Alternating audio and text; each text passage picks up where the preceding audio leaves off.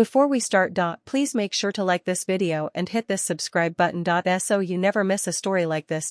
And also comments where you are watching from, how many sons and daughters you have. Thanks. My name is Evelyn Carter. I grew up in Chicago, raised to believe that love was supposed to be gentle, protective, and safe. But nothing could have prepared me for the man I married, or the nightmare that would consume my nights. They say you don't really know someone until you've lived with them behind closed doors. I thought I knew my husband, Matthew. But one night, I learned the truth. And that truth shattered me forever. Why can't you ever do anything right? His voice roared through the kitchen like a thunderclap, rattling the windows and stabbing through my chest. I had just set dinner on the table, trembling hands placing the plate in front of him. The steak was medium, not medium rare, and for Matthew, that was a crime worthy of war. Before I could even explain, he shoved the plate away, the fork clattering to the ground, his eyes narrowing at me with that terrifying glint I had come to dread.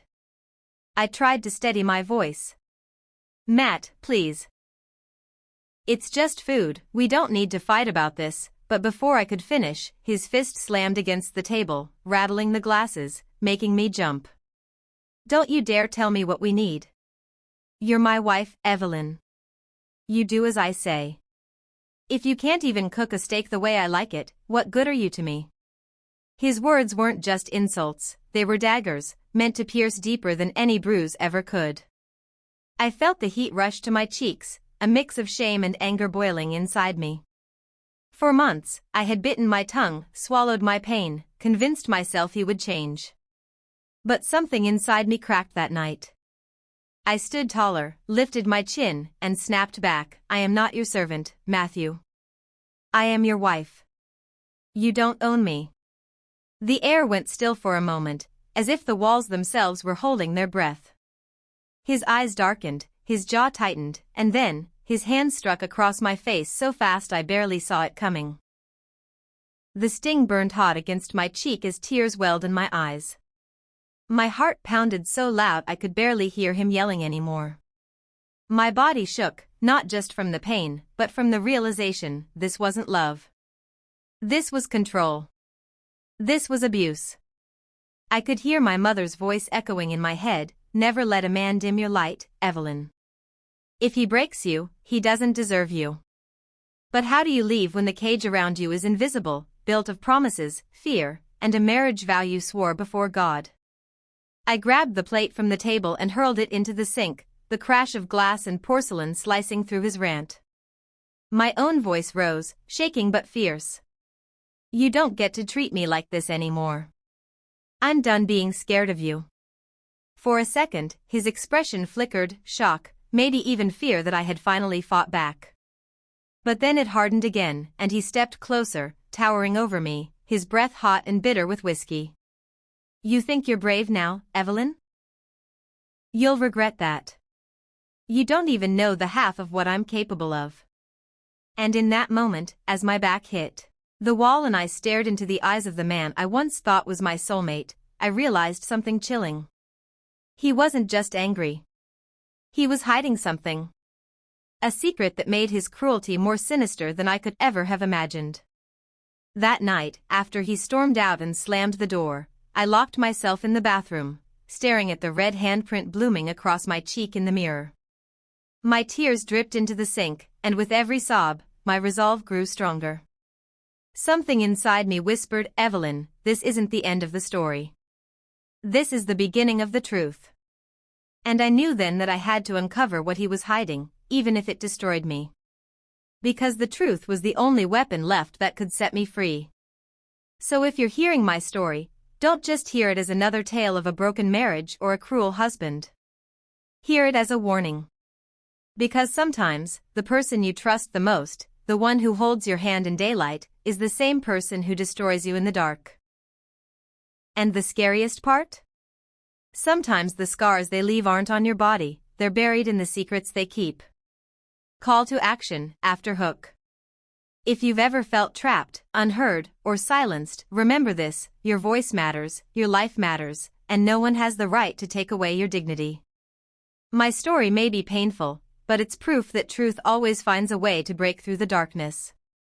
Stay with me, because what I uncovered about Matthew one night will change everything you think you know about love, loyalty, and betrayal. I woke up the next morning with my cheek throbbing and my heart heavy.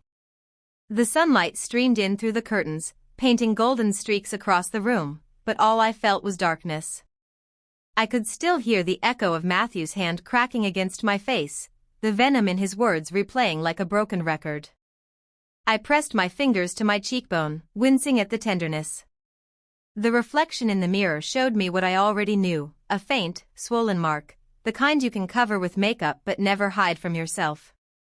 That morning, I forced myself into autopilot. I brewed his coffee, scrambled his eggs, buttered his toast, because that's what he demanded, and that's what I had been conditioned to do.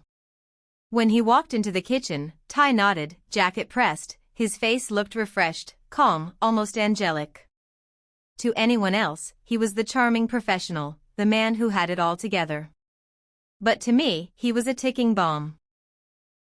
He sat down, sipped the coffee I handed him, and without looking up, muttered, "Good. Just how I like it." It was terrifying, how quickly he shifted. As if the man who had screamed and struck me the night before never existed. He kissed me on the cheek before leaving for work, and I stood frozen, barely breathing, wondering if he even remembered what he'd done. Or worse, if he did remember and simply didn't care. I had learned to wear masks long before I married Matthew, but now they felt heavier than ever. When my friend, Claire, called to invite me to brunch, I plastered on my brightest voice. Of course. I'd love to. She couldn't hear the tremor in my tone or see the bruise beneath the concealer. To the world, Evelyn Carter was married to a successful man, living in a lovely suburban home, blessed with stability. But beneath the surface, I was drowning. At brunch, Claire laughed about her new promotion, waved her hands excitedly as she spoke. I tried to laugh along, but every clink of silverware reminded me of the crash of that plate in the sink, every raised voice in the cafe reminded me of Matthew's fury. "Ev, you're so quiet today," Claire finally said, her eyes softening with concern. "Everything okay at home?" My heart skipped. My first instinct was to spill it all, to let the dam burst. But instead, I forced a smile. "Just tired, you know? Long week." But inside, something was shifting. For the first time, instead of blaming myself for Matthew's anger, I began to wonder. Why did he explode over the smallest things? Why did his rage feel less like frustration and more like fear? It was as if he was protecting something. Hiding something. And the more I thought about it, the more it gnawed at me. That evening, after he came home, I noticed something strange. He went straight to his office, locking the door behind him. That wasn't unusual. Matthew guarded his private space like a dragon hoarding treasure. But this time, I pressed my ear against the door. His voice was low, urgent, as if he was on a call. "No one can know. Not even her. Especially her." My blood ran cold. My stomach twisted. I stumbled back before he could hear me, my mind spinning with questions. Who was he talking to? What was he hiding from me? Later that night, when he finally emerged, his face was calm again, all traces of tension erased. He smiled, handed me a glass of wine, and sat on the couch as if nothing had happened.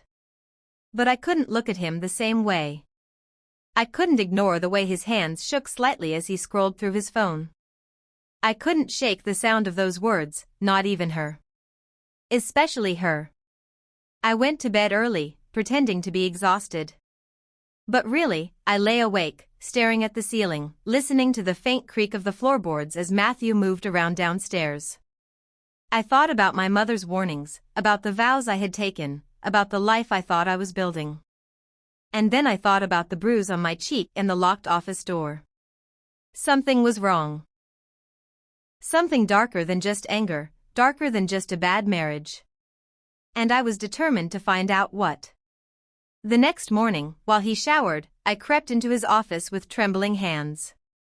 My pulse hammered as I pulled open drawers, rifled through papers. Bills, contracts, receipts. Nothing unusual. Until I found a locked file cabinet at the bottom. My stomach dropped. I didn't have the key, but just knowing it was there sent a shiver down my spine. People don't lock away things they're proud of. They lock away things they're terrified will come to light. I heard the shower stop and scrambled out, heart racing, pretending to fold laundry as he came downstairs. "You're up early," he said casually, adjusting his cufflinks. "Trying to get a head start," I replied, forcing my voice steady. But inside, the fire had been lit. Whatever was in that cabinet, whatever he was hiding, I had to know. That day marked the beginning of my secret war. On the outside, I played the dutiful wife. Smiling, cooking, laughing when he expected me to laugh. But inside, I was gathering strength, gathering courage, waiting for the moment to uncover the truth. Because I could feel it in my bones, Matthew's cruelty wasn't just who he was. It was tied to something. And the night I discovered what that something was, it would break me in ways I never imagined. I tell you this because too many women ignore the whispers inside their soul. We silence ourselves, we shrink, we excuse the inexcusable because we believe it's love or loyalty. But loyalty without respect is slavery. Love without safety is a lie. And sometimes, the man you share a bed with is the same man who hides a monster within himself. And me? I was about to come face to face with Matthew's monster. The days after that first discovery were a blur of forced smiles and quiet terror. Every morning, I woke up with the same thought pressing against my ribs: what is Matthew hiding from me? Every night, I lay in bed, staring into the dark, listening to his steady breathing beside me, and wondered if I was lying next to a stranger. It's strange how once suspicion takes root, it grows like a wildfire. Suddenly, every detail felt suspicious. The way he clutched his phone when I walked into the room. The late nights at the office that never added up. The credit card charges I didn't recognize. And most of all, the locked file cabinet that seemed to whisper my name every time I passed by his study. I told myself I would wait. That the truth would reveal itself in time. But patience was a luxury I no longer had. Because the more Matthew sensed my distance, the more brutal he became. His words cut sharper, his temper shorter. One night, he came home late, the smell of alcohol clinging to his clothes, and when I asked softly, "Where were you?" his eyes turned cold as stone. He didn't answer. He just gripped my wrist so hard I cried out, his voice low and menacing. "You don't get to question me, Evelyn. You never question me." When he finally released me, my skin bore the red imprint of his fingers. I stared at the mark, trembling, and something inside me snapped again. I realized if I didn't find the truth soon, I wouldn't just lose myself. I might lose my life. The opportunity came sooner than I expected. One afternoon, Matthew left in a rush, forgetting his briefcase by the door. My heart leapt. I knew he'd be back within minutes once he realized, but something urged me forward. I ran into his office, hands shaking, eyes scanning the room. And then I saw it. The locked file cabinet drawer was slightly open. Just an inch, but enough. I dropped to my knees, prying it wider, my pulse hammering in my ears. Inside were folders, thick envelopes, and, my breath caught, photographs. At first, I didn't understand what I was looking at. Grainy pictures of houses, faces I didn't recognize, papers with strange signatures. And then I saw it, a photo of Matthew himself, standing with men I had never seen before. Men who looked dangerous, hardened. My stomach twisted. He wasn't just hiding something small. This was big. Bigger than I could comprehend. I grabbed one of the folders, flipping it open. Inside were contracts, illegal-looking deals, transactions that didn't make sense. Names I didn't recognize but felt ominous. My hands shook as I turned the pages, and then my eyes fell on one word that made my blood run cold. Trafficking. I dropped the folder as if it had burned me, my chest constricting, bile rising in my throat. Trafficking? My Matthew? The man who took me on sunset walks, who once held me close and whispered promises of forever? I stumbled back, tears blurring my vision. Suddenly, the walls of the office felt like they were closing in on me, suffocating me with the weight of what I had seen. The sound of the front door slamming shut jolted me back to reality. He was home. Panic surged through me like electricity. I shoved the folder back into the drawer, slammed it shut, and darted upstairs, my heart racing faster than my legs could carry me. By the time Matthew walked into the bedroom, I was sitting calmly on the bed, pretending to flip through a magazine. My hands trembled so badly I had to clench them into fists to hide it. He studied me for a long moment, his eyes narrow, as if he could sense the storm inside me. "What did you do today?" he asked casually, his tone light but dangerous beneath the surface. I forced a smile, my voice barely steady. "Laundry. Groceries. The usual." For a moment, silence stretched between us, thick and suffocating. Then he leaned down, kissed my forehead, and whispered, "Good. Keep it that way." His words chilled me to the bone. Did he know? Had he seen? That night, as I lay in bed beside him, his arm draped over me like a chain, my mind replayed the images I had seen. The contracts. The photos. That word. Trafficking. My breath hitched, my chest tightening. I realized I was trapped in a house with a man who wasn't just abusive, he was dangerous on a level I could never have imagined. But here's the thing about secrets, once you see them, you can't unsee them. Once you taste the truth, you can't go back to ignorance. And I knew, no matter the cost, I had to find out everything. Because Matthew wasn't just my husband anymore. He was my captor. And the only way out was through his lies. I could no longer eat without feeling sick. I could no longer sleep without waking in a cold sweat, my body stiff at the thought of Matthew's arm draped across me like a shackle.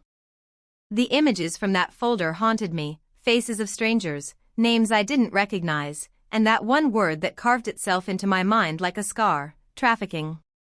Every time I looked at him now, every smile he faked, every kiss he placed on my cheek, I felt like I was staring at a man with blood on his hands. But silence is its own kind of prison. And secrets, when buried too deep, begin to eat you alive. I couldn't keep this inside anymore. The bruises on my body were one thing, but the bruise on my soul was turning into something darker. I needed someone to know. Someone to remind me that I wasn't crazy. That this nightmare wasn't just in my head. So I called Claire. My best friend. The only person who ever looked at me like I was more than Matthew's wife. "Can we meet?" I whispered into the phone, glancing over my shoulder as if the walls themselves might betray me. "Just you and me. No one else." She didn't hesitate. "Of course. Name the time, place, and I'll be there." That afternoon, I lied to Matthew. I told him I needed to run errands. He didn't question it, though his eyes lingered on me longer than usual, suspicion flickering like a shadow. My pulse quickened as I slipped out the door, clutching my purse like it was armor. We met at a quiet cafe tucked away in a corner of the city. When Claire walked in, her warm smile nearly broke me in two. I hadn't realized how starved I was for kindness until she hugged me, her arms strong and steady. We sat down, and before she could ask, the words tumbled out of me. Not all of them, oh God, not all, but enough. Enough to see her face change from curiosity to horror. "Ev, you can't stay with him," she whispered, her hand gripping mine across the table. "This isn't just about a bad marriage. This is dangerous." Tears blurred my vision, but I shook my head. "You don't understand, Claire. He watches everything. He controls everything. If he finds out I told you this," my voice cracked. "I think he'll kill me." She squeezed my hand tighter, her eyes fierce. "Then we find a way out before he does. I won't let you face this alone." Her words should have comforted me, but instead they ignited a deeper fear. Because now, it wasn't just me at risk. By telling her, I had pulled Claire into Matthew's web too. And Matthew, he wasn't the kind of man who forgave betrayal. When I returned home, Matthew was waiting at the door. His smile was sharp, too sharp. "Groceries?" he asked, eyes flicking to the empty bags I carried in from the car. I forced a laugh, fumbling for excuses. They were out of what I needed. "I'll go again tomorrow." He studied me, his gaze piercing, and for a moment, I thought he knew. I thought he could see the guilt written all over my skin. But then he nodded slowly, brushing past me into the kitchen. "Next time, make sure you plan better," he muttered. I exhaled only when I was alone, collapsing onto the couch with trembling hands. That night, I barely slept. Every creak of the floorboards, every sigh from his side of the bed, felt like a warning. He knows. He knows. The next day, I received a text from Claire, "Meet me tonight. I think I found something that can help." Hope flickered inside me for the first time in weeks. But it was fragile, like a candle flame in the wind. I stared at the message, heart pounding, then deleted it immediately, terrified Matthew might see it. That evening, while Matthew was in the shower, I slipped outside, telling myself it was only for a quick walk.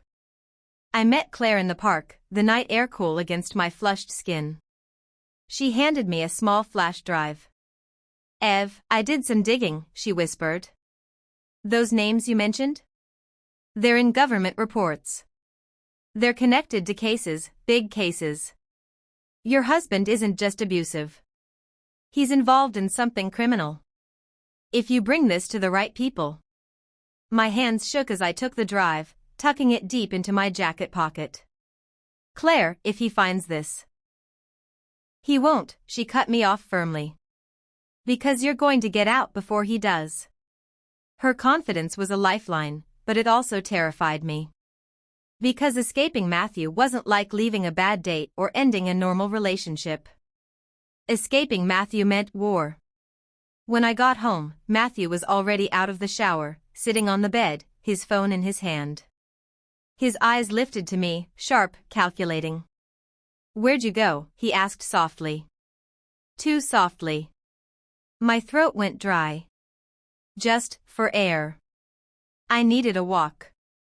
He stared for a long moment, then smiled. "Good. Fresh air clears the mind." But the way his eyes lingered on me as I slipped into bed told me everything. He didn't believe me. He never did. That night, I slept with the flash drive hidden beneath my pillow, my body rigid beside his. My mind spun with possibilities, with escape routes, with the terrifying thought of what would happen if he ever discovered what I now carried. Because in that little piece of plastic was the truth. The proof. The weapon that could bring Matthew down. But also the fuse that could blow my entire world apart. Morning came like a curse. I woke to Matthew's arm heavy across my chest, his breathing slow and steady. My first thought was of the flash drive tucked beneath the lining of my jewelry box. I had hidden it there in the middle of the night, praying he wouldn't notice anything out of place. But living with Matthew meant never truly feeling safe. He had a way of seeing things before they happened, of sniffing out lies like bloodhounds sniff out prey. He rose before me, buttoning his shirt with deliberate slowness, eyes fixed on me in the mirror.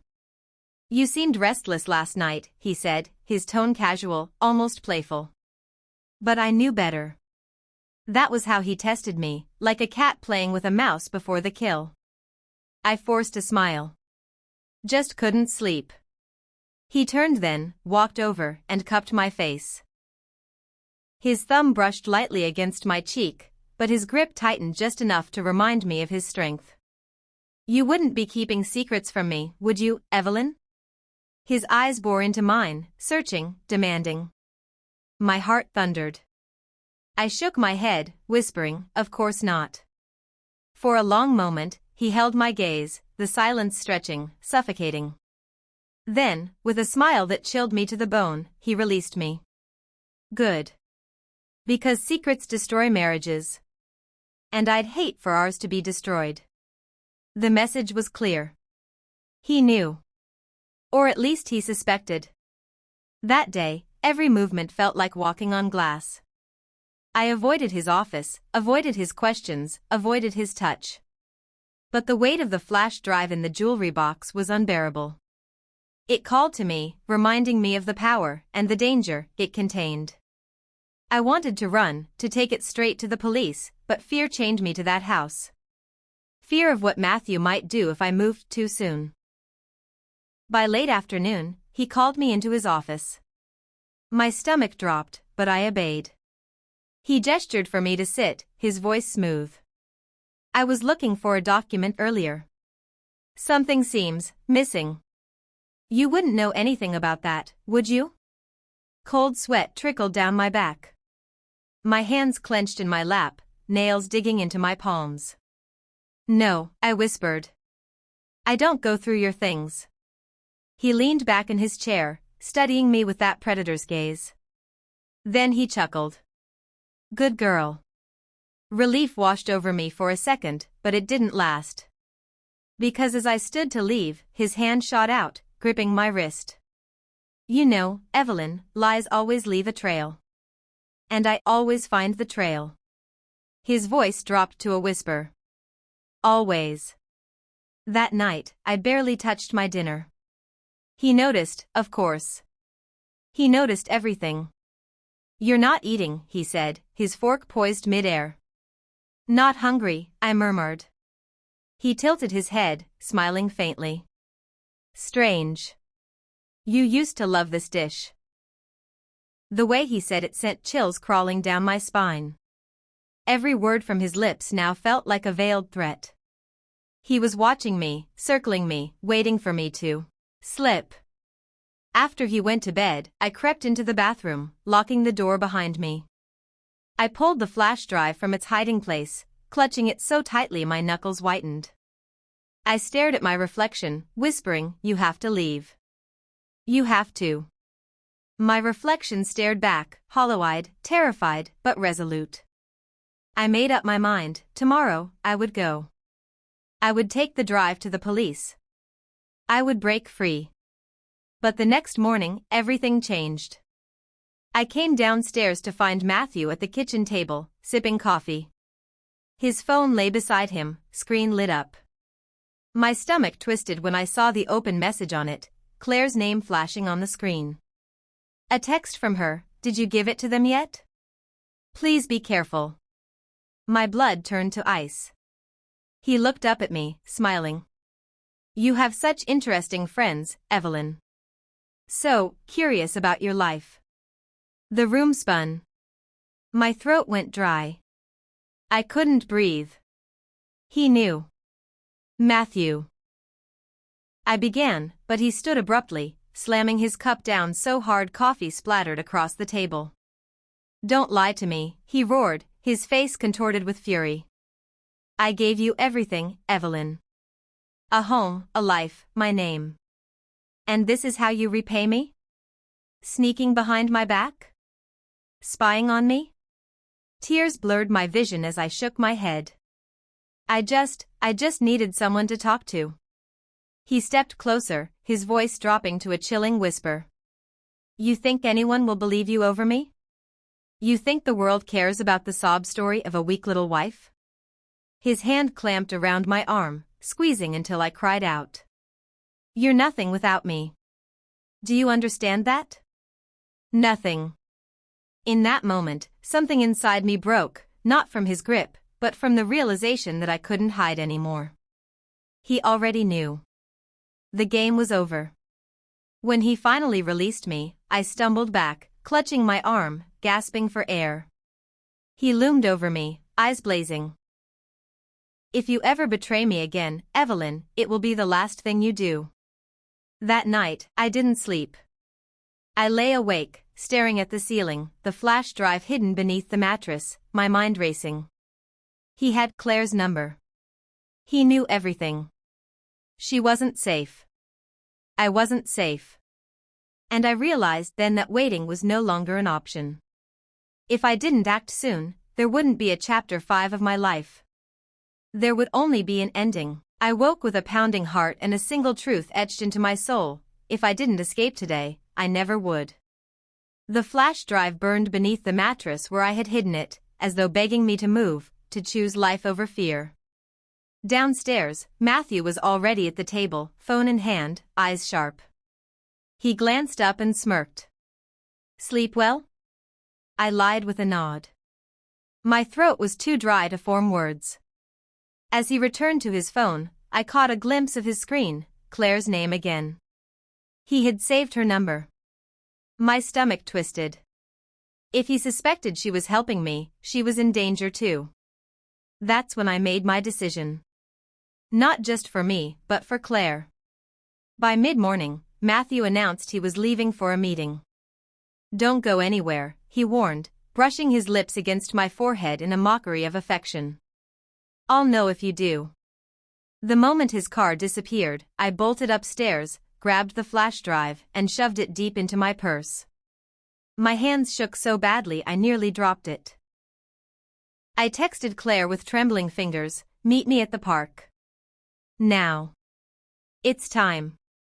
When I reached the park, Claire was already waiting, her eyes wide with fear. "Evelyn, you look pale, what happened?" I pressed the flash drive into her hands. "This is everything. If anything happens to me, you take this to the police. Promise me." Her hands tightened around mine. "No, Evelyn. We go together. Right now." But before I could answer, a voice cut through the air like a blade. "Well, isn't this touching?" I froze. Slowly, I turned. Matthew. He stood a few feet away, hands in his pockets, a smile on his lips that didn't reach his eyes. My blood turned to ice. How did you?" I stammered. His smile widened. "You think I wouldn't track your phone, Evelyn? You think I don't know every step you take?" His gaze shifted to Claire, venom dripping from his words. "And you. The loyal little friend. I should have known." Claire backed away, clutching the flash drive. "Stay away from her, Matthew." He chuckled. "Or what? You'll expose me? You really think anyone will believe you?" His voice hardened. "Give it to me. Now." I stepped in front of Claire, shaking but firm. "No. This ends today, Matthew. I'm done living in your prison." For a moment, he just stared at me. Then his expression darkened, and he lunged forward. Claire screamed. I shoved her back. Matthew's hand shot out, gripping my arm, his nails digging into my skin. His face was inches from mine, twisted with fury. "You think you can defy me? After everything I gave you?" Something inside me snapped. Years of fear, years of silence, years of being treated like nothing, it all boiled up at once. I spat the words at him. "You didn't give me a life. You stole it." His eyes blazed. He raised his hand, ready to strike. But before the blow could land, voices rang out behind us. "Sir! Step back! Police!" 2 officers rushed forward, guns drawn. Claire had already called them. Relief and terror crashed over me all at once. Matthew stiffened, then slowly released me, his mask of charm snapping back into place. "Officers," he said smoothly, as though nothing had happened. "This is a misunderstanding. My wife is emotional." But Claire, bless her, stepped forward and held up the flash drive. "This has everything. Proof of his fraud, his threats, his abuse. It's over, Matthew." For the first time, I saw real fear flicker in his eyes. The officers moved in, cuffing him despite his protests. He shouted, threatened, swore he'd ruin us both, but his words were empty now. His power had crumbled.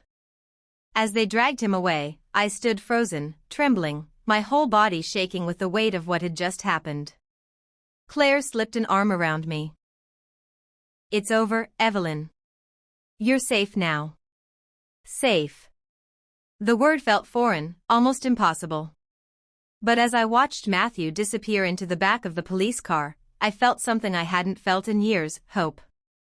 That night, I sat alone in my room, staring at the quiet walls of a house that no longer felt like a prison.